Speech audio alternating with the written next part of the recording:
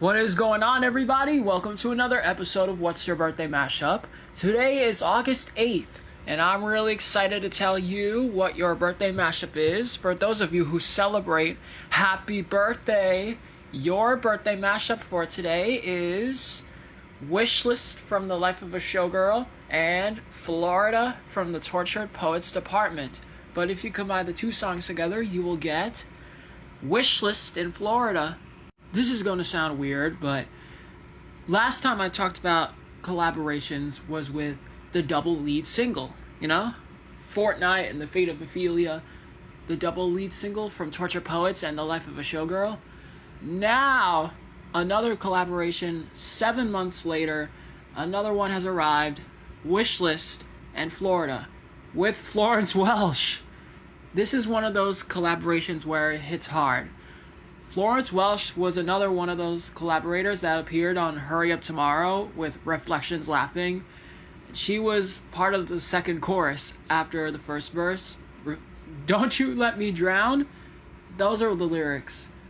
She was part of the song, and she was also part of the Tortured Poets too. Florida, she collaborated with Taylor for the first time. And with that, Travis and Taylor went to Florida for the second time. And they didn't, and still they didn't smell like weed or little babies. They smelled like little kids. One of them is like different from another. And Wishlist, they found more kids, which means if you connect Wishlist, have a couple kids, got the whole block looking like you, to the lyrics from Florida. And my friends smell like weed or little babies. The little babies are the little kids. The little babies are the couple kids. Have the whole block looking like Travis.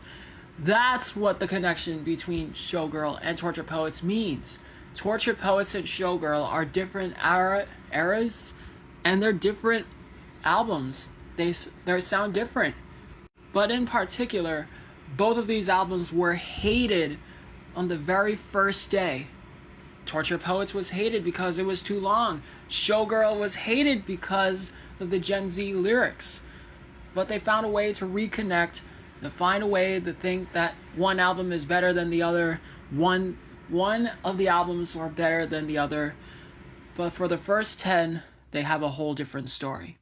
But rather than that, I want to get to the bonus. I want to talk about something that no one has ever talked about before. I am 7 subscribers away until I reach 100 subscribers, which means I will upload shorts from a few songs from Jazz, and I wanted to connect to see what the big picture is all about. If I get these last 7 subscribers, then that means I'll have more to revisit. I want to revisit my covers from the long-haired era. Still, ever since I started the Used to Be Young era and the Meet Me Behind the Mall era, I wanted to find a way to revisit some of my songs. Looking back at it, I found a good portion of Something Beautiful. Like I said yesterday, I wanted to do more of the Something Beautiful era.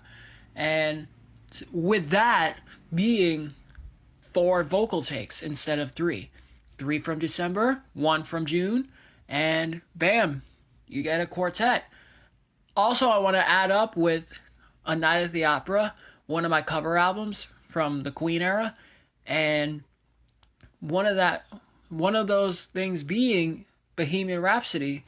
Bohemian Rhapsody was a song that I wanted to cover for a very long time, and I also recorded A Night at the Opera back in December, a couple of days before Christmas, I think.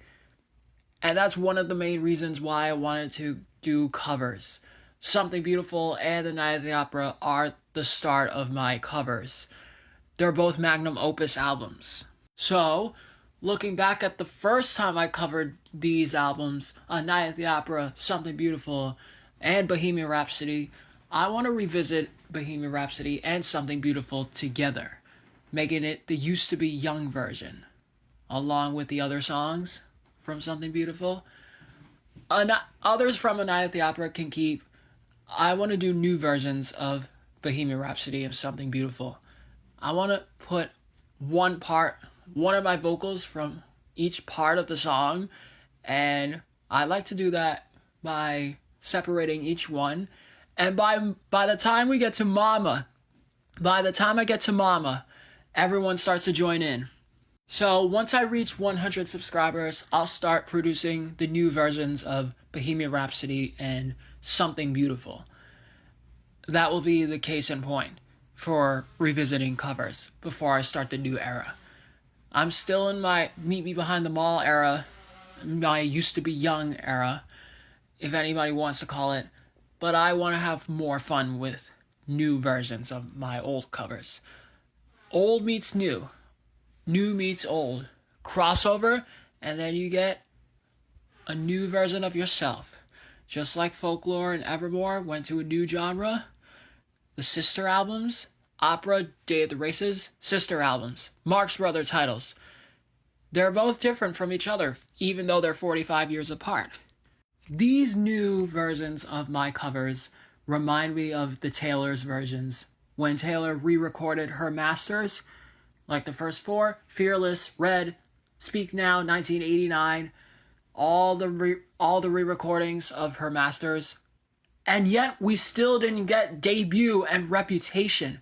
Reputation is a fan favorite, just like Plastic Hearts. I totally get why everyone is frustrated because of the Reputation date. Reputation Taylor's version has been fan-made all over the world, and still, no one will know when the time is right. No one will know what time Reputation Taylor's version will be released, what day it will be released, how good the vocals will be, how richer, how mature, how older. The more older she gets, the more vocals she gets new.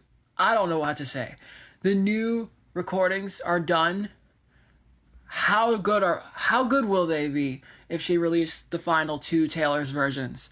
Let me know what you guys think in the comments, and make sure you hit that like and subscribe. And remember, The Life of a Showgirl has 12 songs. The Tortured Poets Department has 31 songs. Everyone has a birthday mashup. What's yours? And that is how Boo sees it.